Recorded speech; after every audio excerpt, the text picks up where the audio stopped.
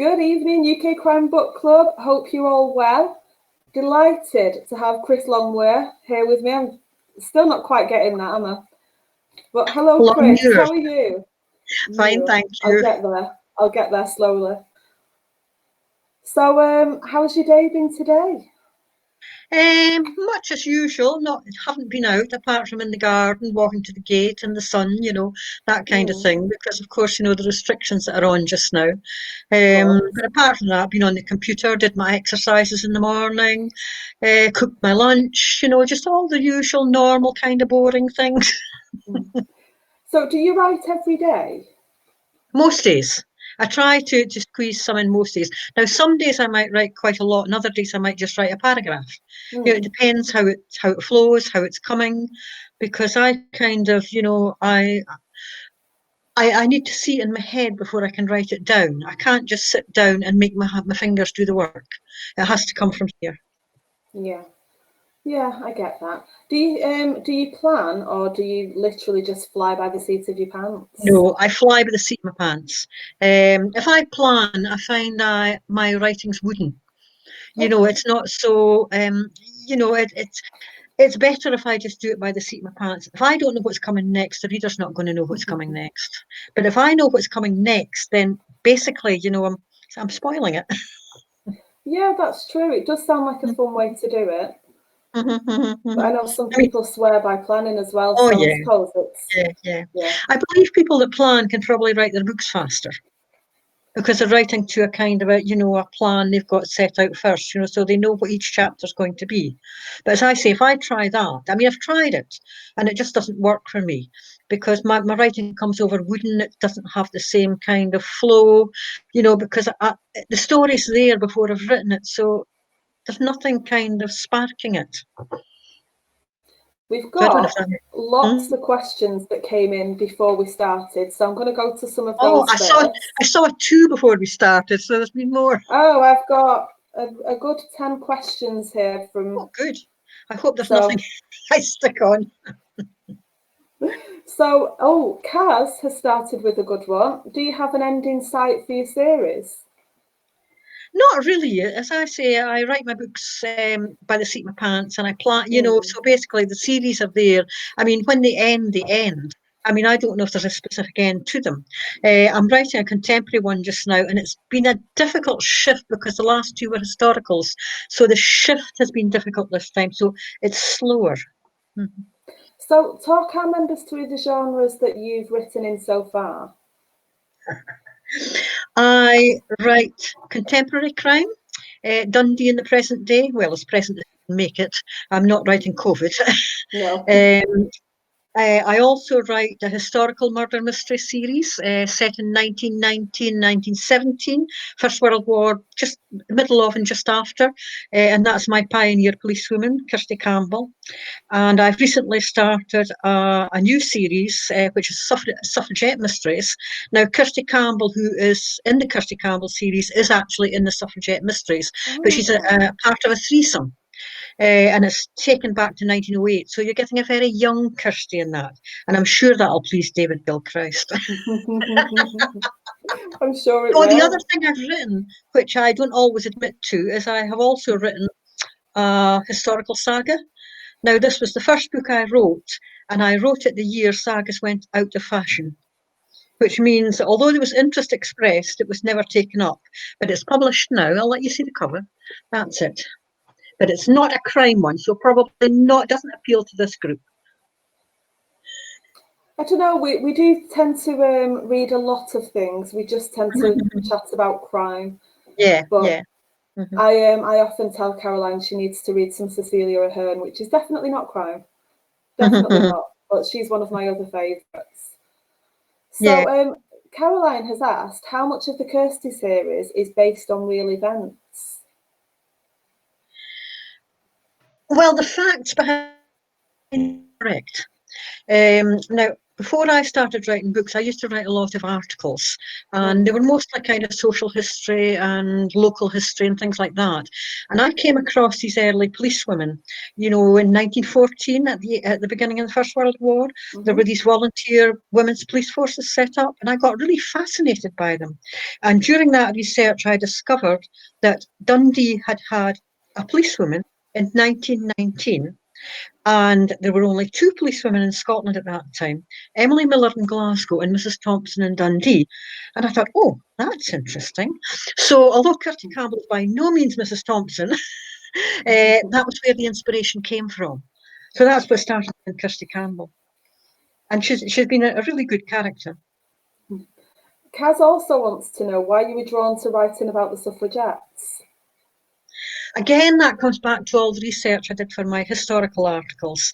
And the women's police forces I got interested through the suffragettes, because the very first police forces, women's police forces, were set up by the suffragette societies, and that's where the suffragettes come into it. So basically, one thing leads into another, and not many people know that the first women police came from the suffragettes. In fact, I had a problem with that when the death game was accepted as one of the 20 winners for a competition, and the editor just didn't believe a suffragette could be a policewoman, and he evidently never looked at the historical background.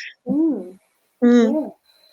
So even though you fly by the seat of your pants when you're writing, do you do research before you start every single book, or is it more just the historical? If it's historical, I do. Most of the research has been done beforehand in terms of the factual background, not the actual story, but the actual background. And then, as I'm writing, I'll check things out as I go along. And often, when you're doing the research in the historical backgrounds, you come across things that you think, "Oh, I could fit that in." You know, a situation like that or an event like that, you could fit that in. But my contemporary ones, I mean, I don't do a great deal of research for the contemporary ones. I do look at the forensics. I do research forensics, but the actual police personnel, I mean, when I was a social worker, I did investigations alongside the police. So most of my information comes from that kind of basis. And it's not so much, how do the kind of procedures. It's not so much the procedures, it's how the police are within their own setting. And the politics of the police in their own setting, I think, is very similar to the politics that were in the social work setting. So it's quite easy to shift. So if anyone finds a lot of errors in my police background, I'm sorry.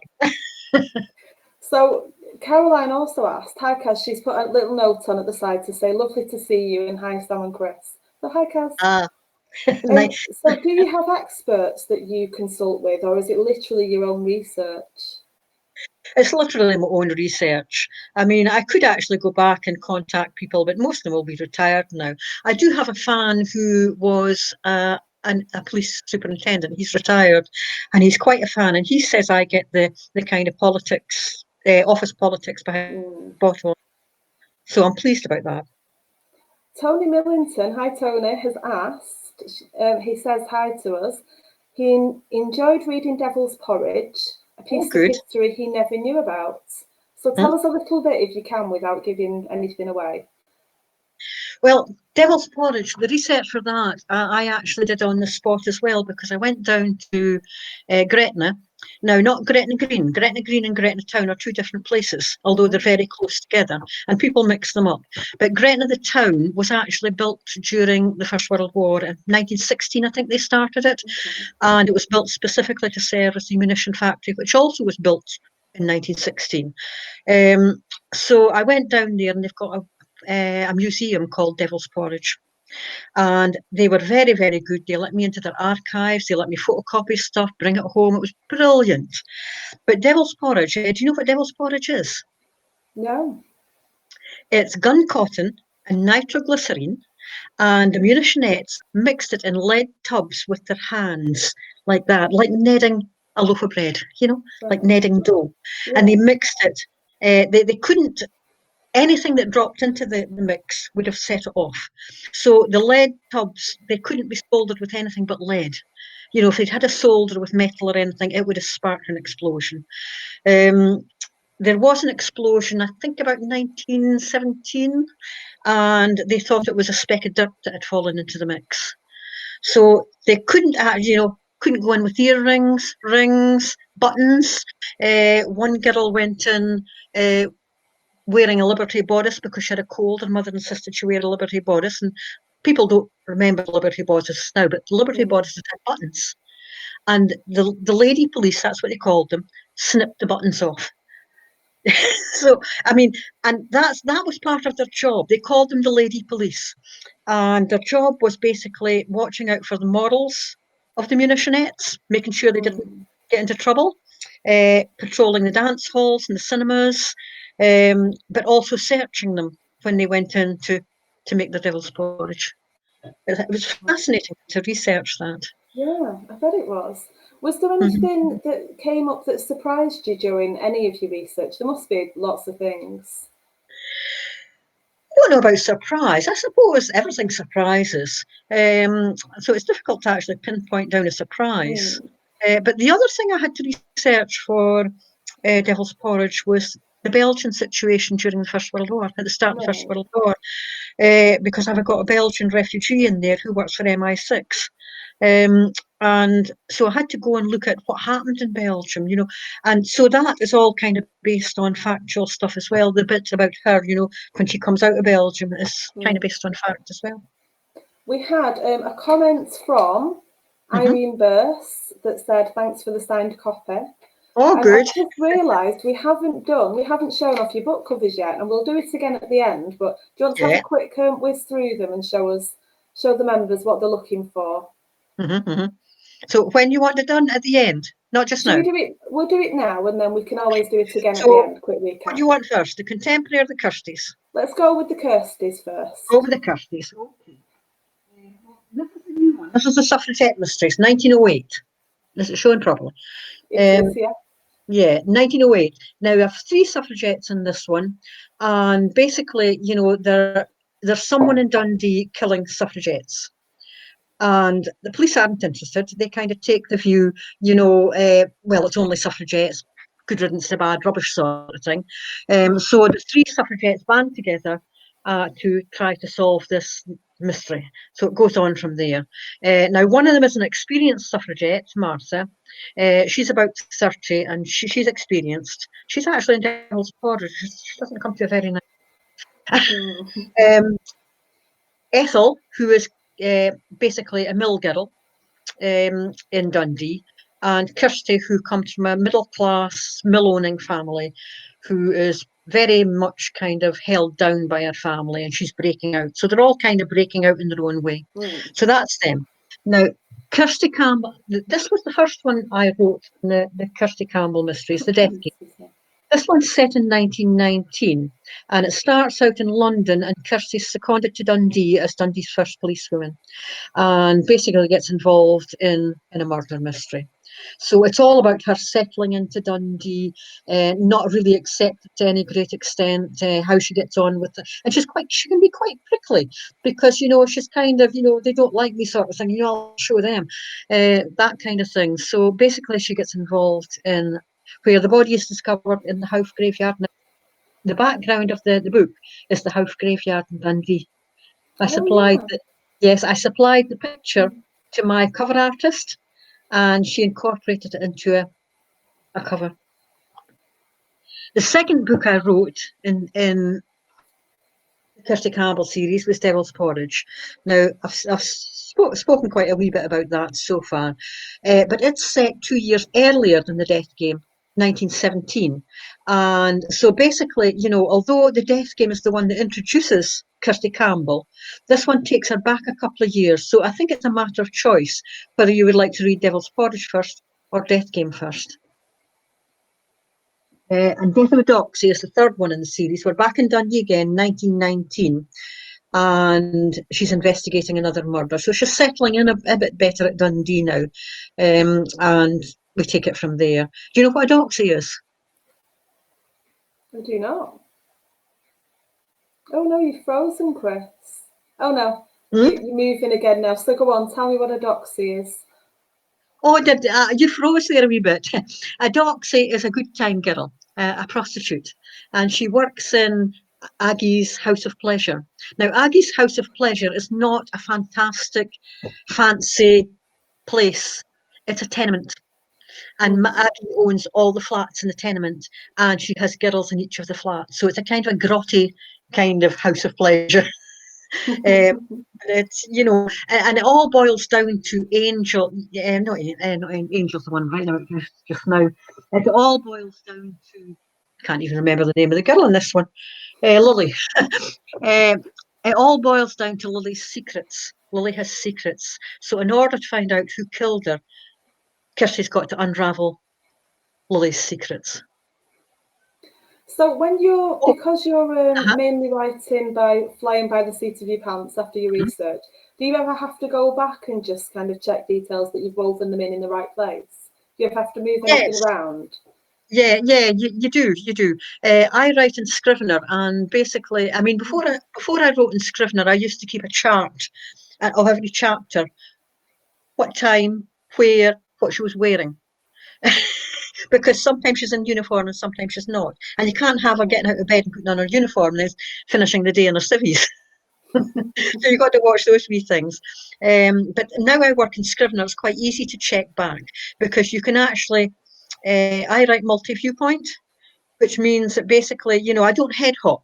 Head hopping is, you know the difference between head hopping and multi-viewpoint. Multi-viewpoint is when you have a whole scene from one character's point of view, and the next scene maybe from someone else's. So basically, in Scrivener, I can order them into collections by point of view. So I have all my Kirsty point of views. I've got all my D.S. Brewster's point of views. So you can actually go back and check things. It's quite easy. Well, it's not easy, but you know what I mean. Told me the head hopping.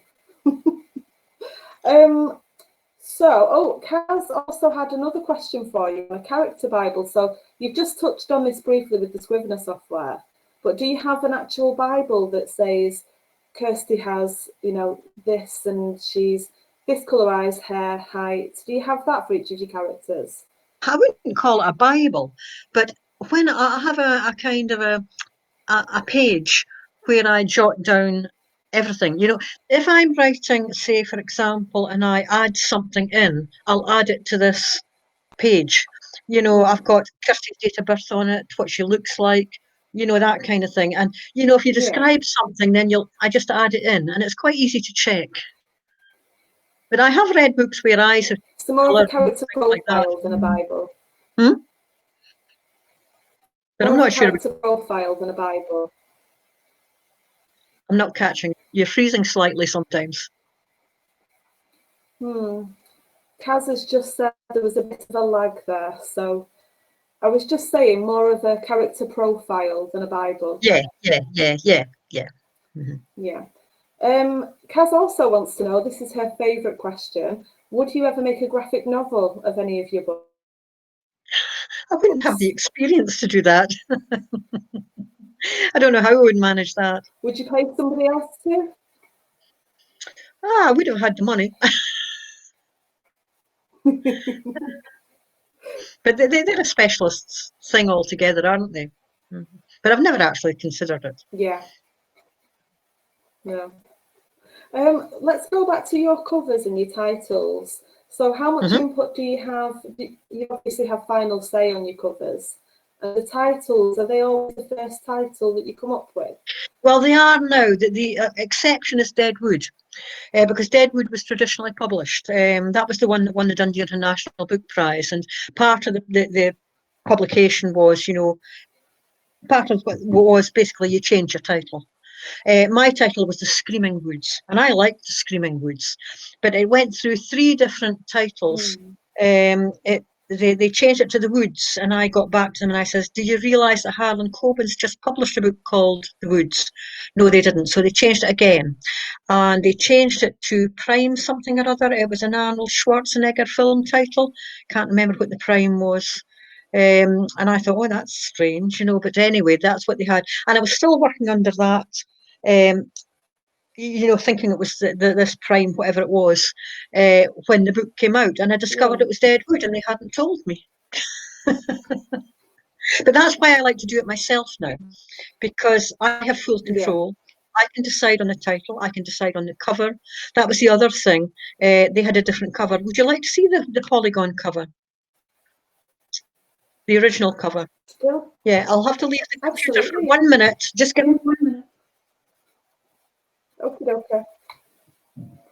So while Chris is grabbing that, I'm just checking in with Kaz to see just how bad our time lag and whether we're being pixelated. So just wait for that to come back. She does say she keeps losing both of us. Andrew Right, Davis says, I do like my Scottish authors. Hi. Now, I'll let you see them. This was the polygon cover. This is my cover when I got my rights back. Some people like the polygon cover, but I prefer this one.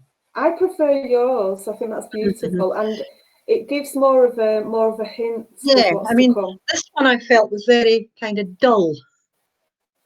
But I had no, when you're with a traditional publisher, you have no input into the cover. They can do what they like. The title or the cover, it's their option.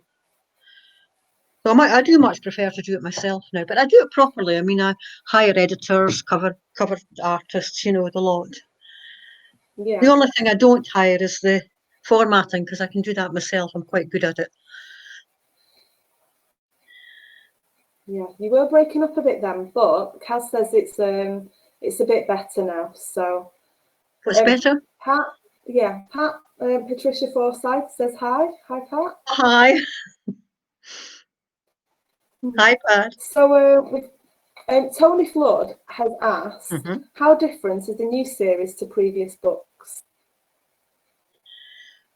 Well, I suppose it's different because, I mean, my contemporary ones are basically police, modern day police. My Kirsty Campbell ones are historical police. My Dangerous Destiny, the new series, it is amateurs. So basically, the police are kind of just these kind of very disapproving people who don't like suffragettes and kind of, are not nice to them. So basically, it's look on it more as a kind of a private, not a private eye, but a kind of amateur kind of investigator rather than a police investigator, which the other ones are. Yeah. So you've told us about the saga, you've told us about your different historical crime and your contemporary crime. Any other genres you've considered? Not really. I suppose at one time I read a lot of horror, so I might have been thought about horror, but I'm not sure I would be able to do that. I don't think I could bring it off.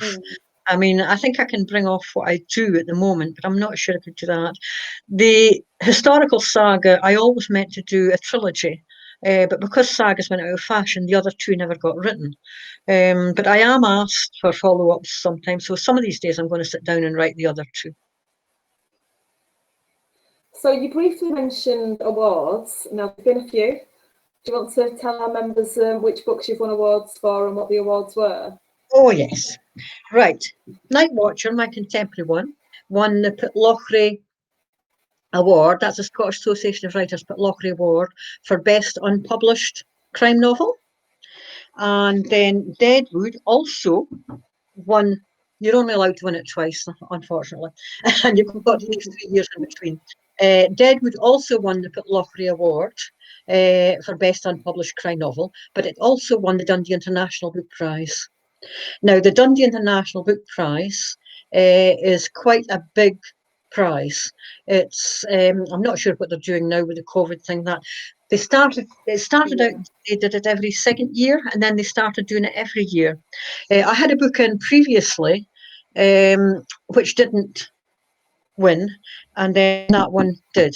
So that was the one that got me published. That one was my breakthrough book. So although it's the second book in the series, it was actually the first one that hit publication. The other one, of course, was the one where I entered it for the Death Game, which I entered for this competition, which was looking for the best unpublished crime novel in the world. And they picked 20 winners. Now, the what they did was there was no cash prize like there was with the international. They're on the international.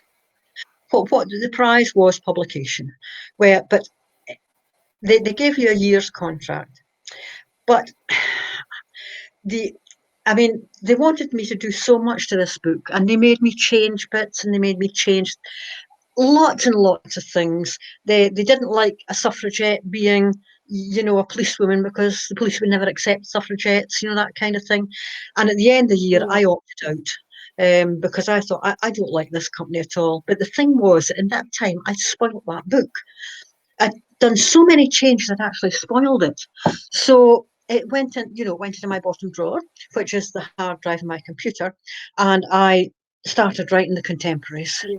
And I actually had the 3 of these, I think, published before I published Death Game. But in order to publish Death Game, I had to completely rewrite it. But at the time I did it, I was thinking about the historicals, and it was my editor who was saying to me, because she knew about Devil's Porridge, and I'd been writing that when I won the prize, and I'd stopped because I won the prize, and of course I went in a contemporary direction. And she kept nagging me to write this Devil's Porridge. So I thought, well, it's Kirsty, would I be quicker to write Devil's Porridge, or would I be quicker to rewrite Death Game? Which is why Death Game came first, because I rewrote that. I thought I could get it out quicker than doing Devil's Porridge. Devil's Porridge took me 2 years to write. How long does it generally take you for each book, including research and editing, all the usual? Well, I don't usually count researching, because I'm researching all the time. While I'm writing more contemporary ones, I'm still reading historical research. So I don't really count that in, but it takes me about a year in total to produce a book. But as I say, Devil's Porridge, because it was so intensely researched, took me 2 years. Yeah. So Kaz has said to ask... Sorry, go on. I'm not one of these people who can turn out a book every month. Not possible. Kaz said to ask you about your Scottish crime writing massive you're part of. What was that? Ask you about your Scottish crime writing massive that you're a part of. My Scottish crime writing? Massive, she's written. So are you part of some Scottish crime writing groups? Yeah, I'm one of the Dangerous Dames. Now that is Wendy Jones and Jackie McLean and me. I'm also part of a group, a murder mystery group. Oh God, what do we call ourselves? It's been so long since I've done it. We're part of a murder mystery group where we enact a kind of a spoof play.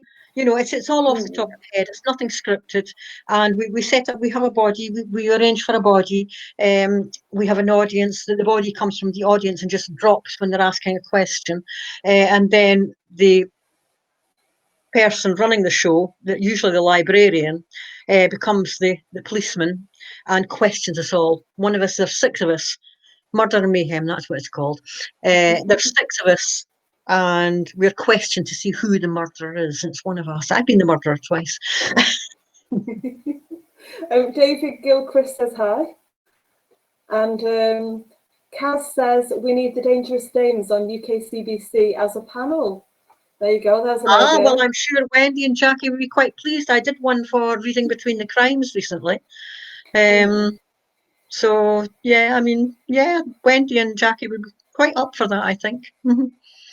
So you do a lot of fairs and things generally, when we're able to, and even Wendy do some things together as well, don't you? You're not coming over very clearly at the moment. talking about the markets and the fairs that you usually go to, Oh, yes. obviously not at the moment. Yeah. So you do some on your own, some with Wendy Jones. That's right. Yeah. Usually craft fairs with Wendy. Not all of them, but some of them. And when we go out to craft fairs together, we have our tables next to each other. So we're quite supportive of each other.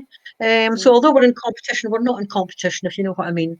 And if she leaves her table, I'll sell her books. If I leave, she'll sell my books. It's kind of a joint kind of, friendly kind of thing.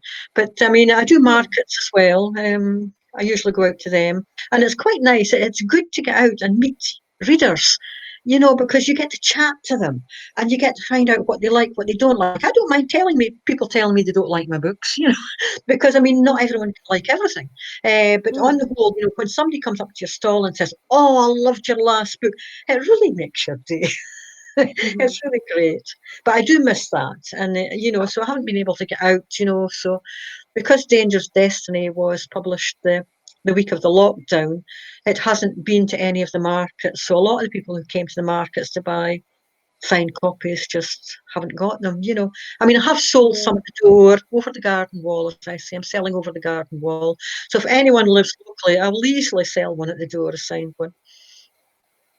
So how can people who don't live locally order your books? I know you've got a link that I'm going to drop in at the end, but tell people a little bit about how they can do that. If they want to order a book from me, a signed one. Yes. Yeah. Well, basically, if they just message me on Messenger, and if they can pay through PayPal, that would be fine. Usually, I think I have sold some books that way, and it usually costs just around about £2 for second class postage and £3 for first class. I do have to add the postage on. I'm sorry. Yeah, of course. No, everybody does. You can't pay the postage as well. We're not all as rich as Amazon. So. If they just message me, we can get it set up. Brilliant. And as I said, I'll drop the link to that you've shared with me to your website as well in the chat right at the end, so it's easy to find. So somebody has written, it's Caroline, you're part of the CWA and you have chats with Alex Gray, etc. So who are the authors that are in your circle that you'd maybe see or speak to a bit more? Well, I belong to the Crime Writers Association, so I meet quite a lot of them. Alex Gray, Lynn. I mean, I see them reasonably regularly. Marcelly Taylor, I don't know if Marcelly's watching tonight, but I know she's part of the group. I know Marcelly. Ian Rankin. I know Frank. Oh, he has initials now. Who writes the St Andrews ones? Oh God, I must be going into Alzheimer's. I keep forgetting names. No, it's me putting you on the spot. I know quite a lot of them. So Dave Gilchrist says he's bought some of your books from you via PayPal. And Caroline has said, it works. I bought my dad some for Father's Day. So there you go. Couple of reviews right there. Pat, Patricia Forsyth says she needs to get back into your book. So Pat, let us know which ones you've read. Oh yeah. Which ones you really enjoyed. And she said you last year in Dundee. Yeah. And TF why can't I say it? TF Muir. Gonna have to help me out. That was for Pat. Anyway, so Lucy's asked if your typing cat is joining you. Oh, my cat. So who is your typing cat? Is this Lucy there? I'll get my cat.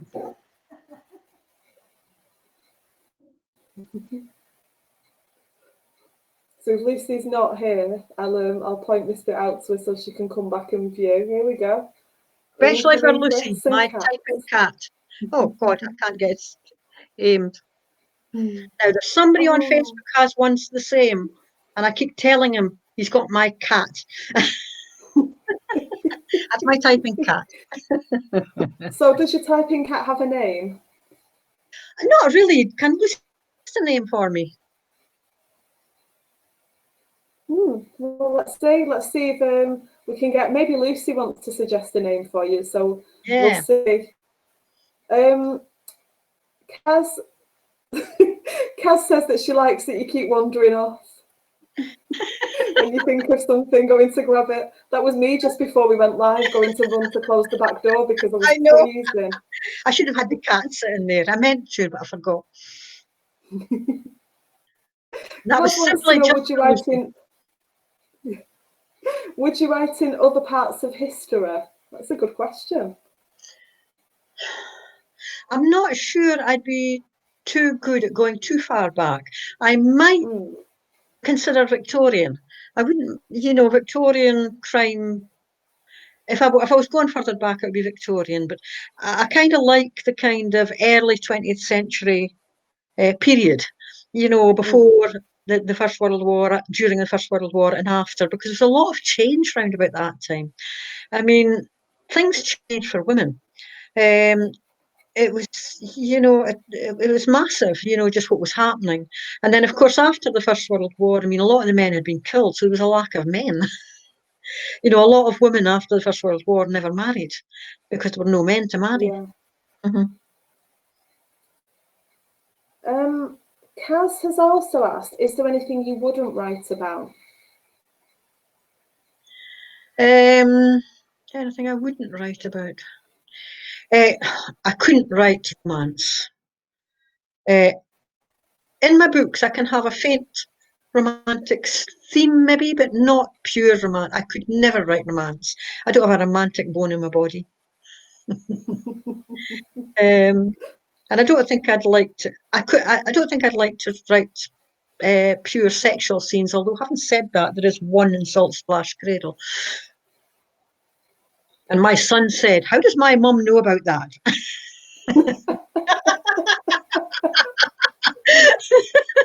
Was he found on a cabbage patch, Chris? Yeah, he was found under the cabbage patch.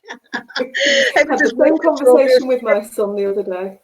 Yeah, it was my daughter-in-law who told me he'd said that to her. How does my mum know that? How old was your son when he said that? Well, he's in his 50s now, and so basically it would have been about the time I'd written it, around about maybe 2009-ish. So he'd been what? I don't know, how long was that? About 10 years ago. So he'd been in his 40s. Very innocent, these sons, Absolutely. Brilliant. Maybe he doesn't know. Maybe he doesn't know. There's a conversation. Yeah. But, yeah. Tony Benson has suggested QWERTY as the name for your typing cat. What's that? QWERTY. Do you know the first 6 letters on your keyboard? Oh, QWERTY, yeah. Never thought about that. Hey, that's an idea. QWERTY from now on. It's a good one. Unless Lucy decides to go one better, but I like that one. I like that, QWERTY. Yeah. That's good. So we've got I'm just scrolling on my phone to see who the questions are coming from because it's not all coming up at the side. Mm-hmm. So David's talking about Kirsty, first policewoman in Dundee. Pat's saying, great change. My grandmother wanted to fly but wasn't allowed. She was a teacher, but then they didn't have the WRAF in those days. They did. I think they did have women flyers early on, though. But I don't think it wasn't in a kind of services. I think they used them for transport and parcels and things, and messages and things like that. But I'm not just too up on that, and I can't remember if it was after the First World War or the Second. But anyway. Tony Flood also asked, are you aiming for a similar target market with the different series? Well, I would imagine that the same kind of people would be attracted to the suffragette series as the Kirsty Campbell ones. But I am not a person who kind of thinks about markets, actually. I mean, when I write, I just want to write a good story. I want to write a story that people might enjoy. And I'm not really thinking of, this market will like that or that market will like this. That doesn't come into my thinking at all. So what I'm did you? very. I already know this, but what did you do before you were a writer? What were your previous professions? Oh, I've been a lot of things. But latterly, I was a social worker. Well, I wound up as being, oh, I'm getting cramp in the leg. I I wound up know the as, feeling. I know, I wound up as an adoption officer. But I went through the whole of social work. And in Scotland, I mean, probation, it is separated now, but probation and social work were not separated. So when you became a generic social worker, you did everything. You did care for the elderly, you did criminal, you did probation, you did court reports. I had a lifer on probation to me once. But it has separated out a bit now. But at the time I did it was all one. So I did everything in social work and wound up as adoption officer. But before that, I mean, when I left school, I left at 15 with no qualifications. I didn't understand about qualification at that time. Nobody told me, so I didn't bother. I got my degree in midlife. After I found out that education was actually quite important. So I worked in police. I worked as an office girl in Lipton's, painters and decorators as an office girl. Um, all of them were pretty poor paid. So I left to go and work in the mill. So I was a mill worker in the Story Mill. The kind of job that people look down on. But I was making 4 times the money I was making as an office girl. So, there was no argument. So I worked in the mill for a time and then left that to become a bus conductress. Again, bus conductresses had pay that were on the same scale as the men. So I doubled my pay, from the mill being a bus conductress. So you may as well say, but by the time I became a bus conductress, I was making 10 times the amount I was making as an office girl. Wow. So there was no argument. So, and then I married. And after time, my husband was a tailor, and he had a bad accident, and he had to leave the job he was in, and he worked from home but it was very intrusive. People came all hours of the day and night. So I opened a wee shop, and we worked from the shop. And gradually, I built in stock and did crafts and wool and baby wear. And I left that to actually go back to university. I'd done all my hires and things through night school, and I decided, I wanted an education. I went to university. So I did all my degree and things in midlife. And after that, I went into social work, and that was me. So is that the degree that you did, social work? The degree was an arts degree. I had to do a postgraduate to get the social work qualification. So I did my arts degree, and then I did a postgraduate. So that was me. And that's where the background to my contemporary novels come from, because I learned all about I worked in Dundee for quite a while before coming back to Angus, and I learned all about the dark underbelly of Dundee. So, and I don't use people from my experiences in social work, and I don't use things that happened. I don't use any of that, but I have used a setting, and that setting is in Deadwood, and that is the snake room. Now, I send Bill to interview this girl in the snake room. She lives in a flat, and there are 3 tanks of pythons, massive pythons, one up one wall, one along the back wall, and one down the other wall. And the city sits in the nook in the middle. And I sent Bill in to interview this girl with all these pythons. And it was quite good because I've been in that room. I've sat on that sofa with the 2 pythons there and the python behind me. Oh, No, I've got to say, I'm not the biggest fan of snakes. I was talking to Malcolm Hollindrake about snakes, and I said, I'm a bit of a scaredy cat, but I did hold one once on a school trip just to show all children that it was safe to touch. And the whole time I stood there cringing at the muscles moving in my hands. So I can't imagine being sat with 3 big ones surrounding you. The trick was you didn't have to show you were scared. I hate snakes. You couldn't show you were scared. I had to go out to tell that guy that he wasn't getting his kids back. They were going for adoption. And my senior came out with me because the senior always came out with you when you did that. And I said to her, now, whatever you do not show any fear of the snakes. Well, he had the snake out, wound round his body, like that. And she made the mistake of leaning back in her chair. He laid that snake right up her leg. So, well, that's definitely a memorable thing to write about. I know. Perhaps going back to the earlier points with the grandmother who wasn't allowed, wanted to fly but wasn't allowed as she was a teacher. And she said she wasn't allowed to even try as she was needed as a teacher. So there just wasn't the option. No. Yeah, that's quite a difficult thing to to have your hand forced. It's not a nice thing. So Jill Marsh actually did ask, how did your experience as a social worker inform your fiction? So obviously we've got the snake story. Yeah. So was it more that you'd use the procedures and possible stories because you didn't use any real ones? I think basically, how social work influences my stories is the kind of politics within office politics. That is something that kind of works in. And I've just transferred the office politics of social work to the office politics of police. And as I say, one of my fans, ex-police superintendent, says I've got it spot on. So the politics can't be much different.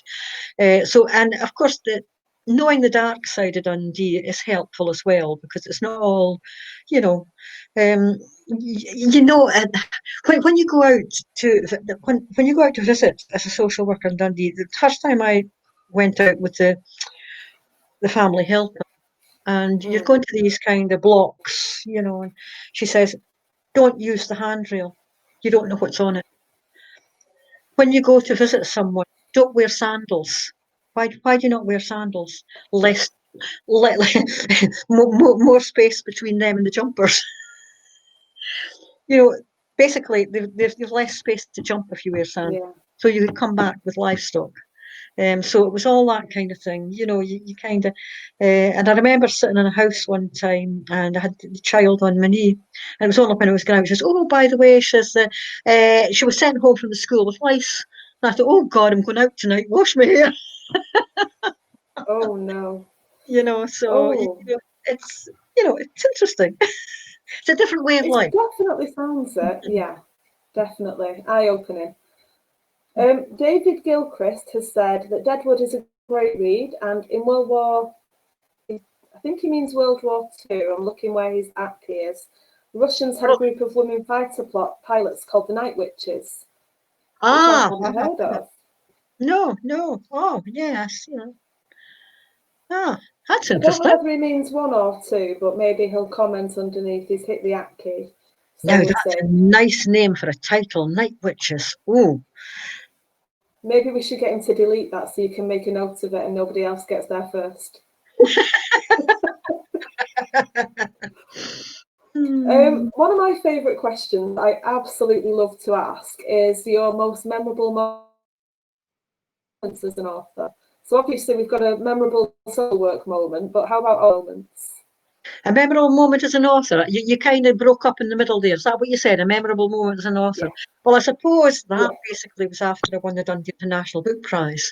And they gave this massive reception in Dundee Hotel. We stayed overnight and they did this gorgeous reception.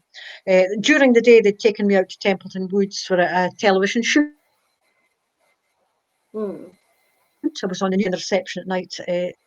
And I was really off of it because, I was at the table where the Lord Provost was sitting and the rector of the Abertay University and people like that. And my daughter-in-law and son were sitting at a table with the guy Cox, the actor. What's his first name again? Yeah. Do you know who I mean? The Dundee actor, Cox. Yeah, I can't think. Yeah. You were sitting with him and I thought, God, why can't I be at that? But it was, and of course, after you did the signing, and then the next day you were down at Waterson's to do the signing there. And you know this, I stood there with my book and I practically made love to it on the shelf.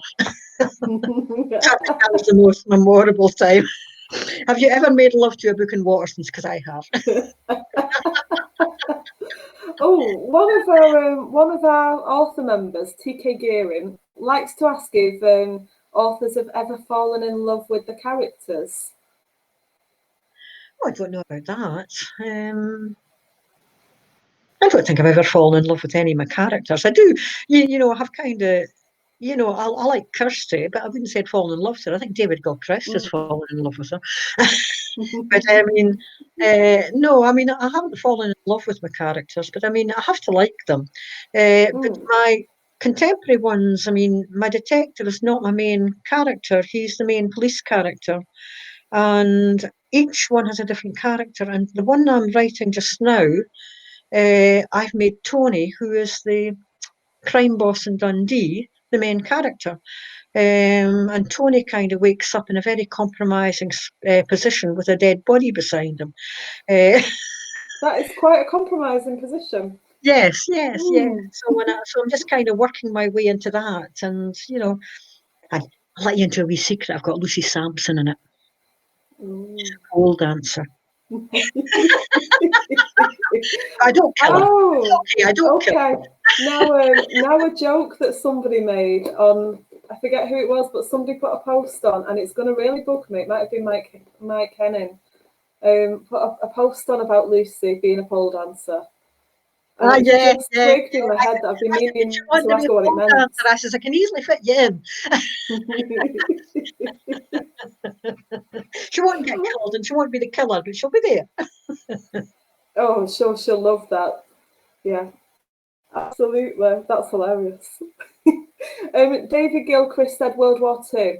3 squadrons to bomb the German troops. They operated at night only, hence the name. I never knew that. I do love this club. I learned so many things. Yeah. So, Pat has written Brian now. Is that the name suggestion for Brian Cox? Hold on. Brian. Is that a name? Yeah. Brian Cox. Yeah. I've just realised. I thought she was suggesting a name for the typing cat, and then I realised that I've just Brian lost. Cox, who was at the reception. Yeah. Terrible. I mean, I remember the names of my characters, but I forget real people's names. I'm being distracted by somebody's cat running up and down my garden. Ah, that's not my typing cat. No, not your typing cat. It's a long way to Manchester from where you are. That would have to be a flash cat. Ah. So, your favourite authors that you always read? Do you read crime? Do you read other things? What kind of things are you into when you're not working? Mostly crime. I recently read Mr. Mercedes from Stephen King. I used to read a lot of Stephen King, but not so much recently. But somebody on the group mentioned Mr. Mercedes was one of his best books. So I thought, I must read that. So I've read that one recently. I like Jeffrey Deaver. Now, the reason I like Jeffrey Deaver is because of his twists. Now, Jeffrey Deaver, when he writes a book, you're working your way through. You think, I know who the killer is, and then he twists it, and think, oh no, I'm wrong. And then you read a bit more, and think, I know who it is now, and then he twists it again, and he'll do 3 or 4 twists, or maybe 5 in the same book, and he always catches me out. And I'm not easy to catch out. I can usually guess. So I like him because I like his twists, and I think my thriller. I read quite a lot of American crime, but I also like Val McDermid and people like that. And I think, when I started writing contemporary crime, mine was a kind of a mix of the kind of American thriller type, along with the puzzle, the built-in puzzle, the Agatha Christie type thing. Yeah. So in my books, I always have the puzzle element, even though they're written as a thriller or historical murder mystery. And the clues are all there. So if you can pick up the clues, you have a good chance of guessing, but I mean, very few people do guess. Although one guy stopped me on Montrose High Street once and said, "You know that book? I think it was Missing Blues." I guessed who it was about halfway through. I says, "That's okay. You're allowed to guess. The clues are all there, you know." Because I mean, if you don't put the clues there, you're cheating. Yeah. But I do like that mystery, you know, the kind of puzzle element. And I think that's when I started reading crime first. It was Agatha Christie and that, and it's the puzzle that I liked, trying to puzzle it out. So I always try to put the puzzle bit in mine as well. So have you always written? I have, yes and no. When I was a kid, I used to walk about making up all these stories in my head. And but I mean, when I was a kid, that's a long, long time ago. Authors were not real people. You know, they were something magical. They were just a name on a book. So all these stories in my head, I never ever thought of writing them down because I mean, you didn't do that. People like me didn't do that. But when I was in my 20s, I think I started a kind of a short story course. It was one of these, you know, postal things. And the reason I could do it was you only paid for a lesson at a time. I couldn't have paid for the whole. And I can remember my mother-in-law laughed at me and says, "Why would anyone want to do that?" And you know this, that put me off writing for about 30 years. Because I thought, well, why would I want to do that, you know? But when I actually started to kind of think about it now and again, I remember doing a short story for Sunday Post. They were doing short stories at the time. And I sent it off and I got what was I didn't know was a rave rejection. I'd know better now. Normally, if a rejection is this, no thanks. But this one came back and they said they liked it, but you know, this bit didn't work, that bit didn't work. And I didn't have the sense to know that if I had done those bits, they would have probably taken it. So I was very naive. And then I think it was the 80s, I went to a night class on creative stuff, articles, short stories. So right up till about the year 2000, I think I was writing short stories and articles. I was getting articles published in places like Scottish Memories, Scots Magazine, um, The Leopard, which is an Aberdeenshire one, The Highlander, which is an American magazine. So I was getting my stuff published round and about. But it was about 2000 I started thinking, I wouldn't mind having a go at a novel. And that's when I started writing Salt Splash Cradle. And that came out of my research for articles as well, because it's set in the fishing and whaling communities. And I had done articles for the Highlander in America about the fishing communities and the whaling communities in Scotland. So basically, I've been writing a long time. I'd say I've been writing 30, 40 years. We're Even almost supposing out I'm of only time. 21. Even supposing I'm only 21. We're almost out of time, but we've got a final couple of questions from Caroline Maston. How do you celebrate each launch? So what do you do for publication day? Launch, I usually launch in Waterstones and Dundee. I didn't have a launch for my new book because it was arranged. It was going to happen, but it didn't because COVID took over. So normally I just have a launch in Dundee with, you know, a physical launch with Waterstones, and that's about it. I'm not really the best person at promotion or marketing or anything like that. I mean, I just want to write, you know, so I mean that's the strength of my launches. Waterstones Dundee, and of course Waterstones Dundee are not, well, I suppose they're open now, but I mean, I missed a complete launch for Dangerous Destiny. It just didn't launch at all. She also wants to know, would you ever co-write a book with another author? No, I couldn't collaborate. I'm too much of a control freak, I think. But I don't see how it would work. I mean, some people can do it, but I don't think I could. It just wouldn't work. Give us one final look at your books. Our hour's up, so show off your book covers so any members that haven't read them know what they're looking for. Right, the contemporary ones, Night Watcher. That's the first one. You don't have to read these in order, by the way, because it's different main characters on each one, although it's the same detective. Can't change the detectives. That's Deadwood Book 2 and Missing Believed Dead. You can't change the police force every time you write a book you see set in Dundee, Missing Believed Dead. So that's the three in the contemporary ones. That's the three in the Kirsty ones.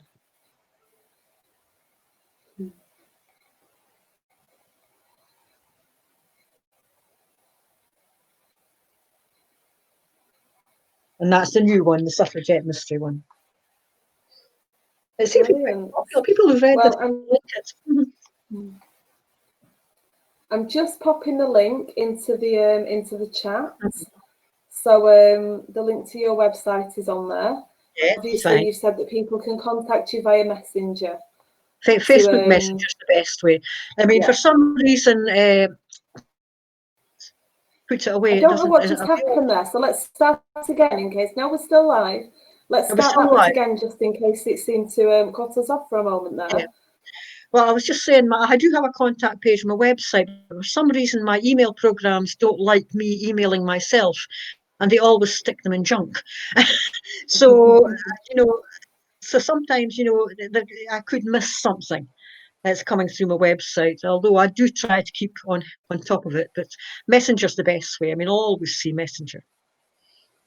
Well, thank you so much for joining us. I can't wait we'll get you back another time.